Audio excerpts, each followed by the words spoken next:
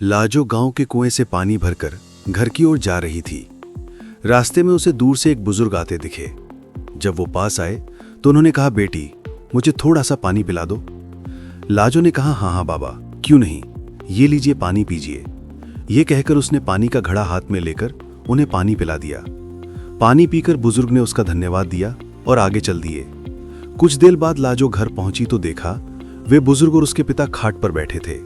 रामधन जी जो कि लाजो के पिता थे, रतनलाल उनके ही पुराने दोस्त थे जो कि दूसरे गांव में रहते थे। कई साल बाद वे रामधन से मिलने आए थे।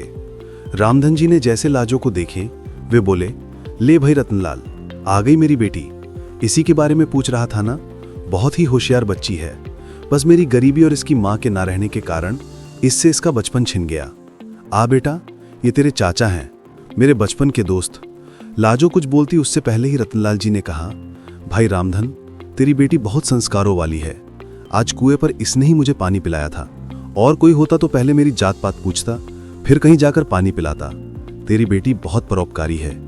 अपनी तारीफ सुनकर लाजो शर्माकर अंदर चली गई।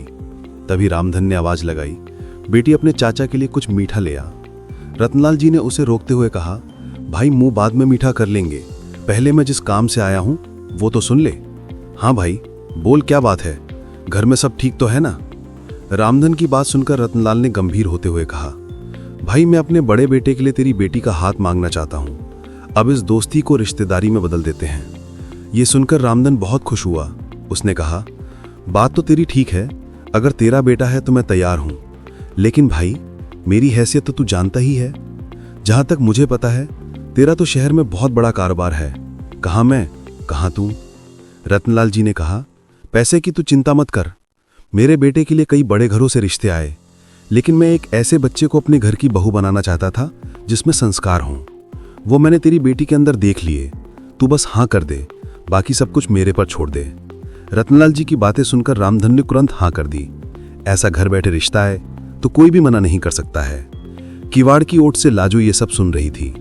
रतनलाल जी ने आगे कहना शुरू किया, हाँ ये हुई ना खुशी की बात। अब जल्दी से मिठाई मंगा, अब मजा आएगा मुंह मीठा करने में। रामधन की आवाज लगाने पर लाजो शर्माते हुए मिठाई की प्लेट लेकर आ गई। रामधन ने कहा, बेटी आज से ये तेरे ससुर हैं, इनके पैर छू। लाजो जल्दी से पैर छूकर वापस चली गई। उसके जाने के बाद रतनलाल जी ने कहा, भाई मेरा बड़ा बेटा सत्यम मेरा शहर का कारोबार संभालता है और छोटा बेटा वंश गांव में खेती देखता है। मैंने उससे सत्यम से शादी के बारे में पूछा तो वो बोला, पिताजी आप अपने आप देखकर मेरी शादी कर दो। रामधन बोला, हाँ भाई, बड़े नसीब से मिलती है ऐसी संतान जो माता पिता का सम्मान करे। मेरे तो भाग खुल गए। मैं तो हमेशा इसी चिंता में रहता था कि इस बिन मां के गरीब बच्ची को कौन अपनाएगा। रतनलाल जी बोले, बस अब तू चिंता मत कर, मैं शादी का सारा इंतजाम कर लूंगा। अच्छा अब मैं चलता हूं। रतनलाल जी अपनी घर के लिए निकल गए। उनके जाने के बाद रामधन ने घर में जाकर लाजो से पूछा, बेटी तू खुश तो है ना इस रिश्ते से? लाजो बोली, पिताजी मेरे जाने के बाद आपका ध्यान कौन रखेगा, मुझे नहीं करनी शादी। रामधन बोला, बेटी ऐसा ना बोल, मैं अपना ध्यान रख लूंगा। बड़े नसीब से ऐसा रिश्ता मिला है। रतनलाल को मैं बचपन से जानता हूं, उसके घर में तुझे कोई परेशानी नहीं होगी। कुछ दिन बाद पास के गांव से दो लोग आए और रामधन को शादी का शुभ मुहूर्त बता के चले गए। उन्हें रतनलाल जी ने भेजा था। अब रामधन शादी की तैयारियों में जुट गया। इसी तरह कुछ दिन बीत गए। रामधन ने अपना खेत गिरवी रखकर बेटी की शादी की तैयारियां पूरी कर ली थीं। शादी से एक सप्ताह पहले एक दिन रामधन अपने समधी से मिलने उनके गांव पहुंच गया। रतनलाल जी ने उसे देखकर गले लगा लिया। उन्होंने अपने परिवार से मिलवाया। अपने होने वाले दामाद सत्यम से मिलकर रामधन बहुत खुश हुआ। रतनलाल जी ने कहा, भाई तू यहां आया है, जरूर कोई बात है, बता क्या बात है? रामधन हाथ जोड़कर बोला, नहीं भाई, मैं तो बस ये बताने आया था कि मैंने शादी की सारी तैयारियां कर ली हैं। आप एक बार आकर देख लो, कुछ कमी लगे तो बता देना, जिससे आपके मेहमानों के सामने आपको शर्मिंदा ना होना पड़े। रतनलाल जी ने कहा, हाँ हाँ मुझे पता है, तेरे पास एक ही खेत था, तूने वो भी गिरवी रख दिया। उसी पैसे से सारी तैयारियां की हैं। तुझे मुझ पर विश्वास नहीं था। जब मैंने कह दिया था मैं शादी की तैयारी कर लूंगा, फिर तूने ये सब क्यों किया? रामधन आश्चर्य में पड़ गया। वह बोला, माफ करना भाई, लेकिन बेटी की शादी के लिए कुछ तो मुझे भी करना चाहिए। रामधन ये कहकर रोने लगा।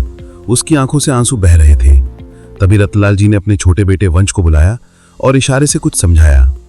कुछ देर बाद रतनलाल जी ने रामधन के कंधे पर हाथ रखा। रामधन सिर झुकाए शर्मिंदा हुआ बैठा था। रतनलाल जी ने कहा, ले भाई, अपनी अमानत, दोबारा फिर कभी ऐसा मत करना। ये कहकर उन्होंने खेतों के कागज रामधन के हाथ में रख दिए। रामधन ने देखा, अरे ये क्या, ये तो वही कागज हैं जो मैंने गिरवी रखे थे, ये आपके पास कैसे आए? रतनलाल जी ने कहा, वंश आसपास के गांव के सभी लोगों को जानता है, उनमें से ही एक ने खेत गिरवी रखने वाली बात हमें बता दी, वही ये कागज छुड़ा कर लाया है। रामधन की आंखों से आंसू बह रहे थे। रतनलाल जी ने उसे गले लगा लिया और बोला, भाई खेत ही गिरवी रख देगा तो कर्ज कहां से चुकाएगा और खाएगा क्या? आगे से ऐसा कुछ मत करना, मैं अपनी बेटी लेने आऊंगा, बस तू मिठाई बढ़िया सी बनवाना। ये सुनकर सब लोग हंस पड़े। रतनलाल जी ने आवाज लगाई, वंश। वंश ने 50,000 रुपए लाकर अपने पिता के हाथ में रख दिए। रतनलाल जी ने कहा, ले भाई, शादी की तैयारी कर। और वंश इन्हें घर छोड़ा। और हाँ सुन भाई, कल हम 4-5 आदमियों को तेरे घर भेज देंगे, वो सारा काम संभाल लेंगे, बस तू चिंता मत करना। रामधन कुछ बोल नहीं पा रहा था, उसके मुंह से बस इतना ही निकला, मेरी बेटी के नसीब खुल गए।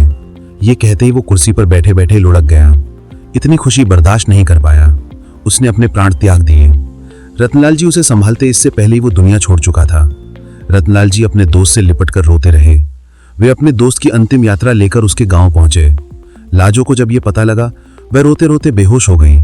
रामधन का अंतिम संस्कार किया गया। रतनलाल जी अपने परिवार के साथ वहीं रुक गए। 13वीं के एक सप्ताह बाद उन्होंने सादा तरीके से सत्यम और लाजो की शादी एक मंदिर में करवा दी। लाजो के चमकते नसीब की खुशी में रामधन अपना जीवन जीना भूल गया था। अगर आज की कहानी ने आपके दिल को जरा सा भी छुआ हो तो वीडियो को लाइक जरूर करें और ऐसे ही नई नई दिल छू लेने वाली कहानियां सुनने के लिए मलिक रिएक्शन को सब्सक्राइब करना ना भूलें। हम बहुत जल्द फिर मिलेंगे एक नई कहानी के साथ, एक नए एहसास के साथ। तब तक खुद का भी ख्याल रखें और अपने अपनों का भी। जय हिंद।